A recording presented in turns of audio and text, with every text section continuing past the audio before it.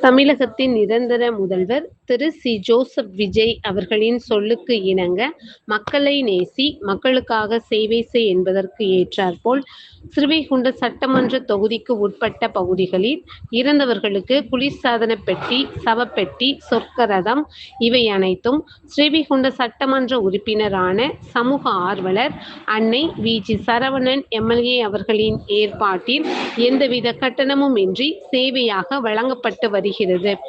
இந்நிலையில் பெருங்குளம் பகுதியைச் சேர்ந்த ராமசாமி அவர்களின் மகன் கோபால் அவர்கள் 6/6/2026 அன்று வயது முதிர்வு காரணமாக காலமானார்.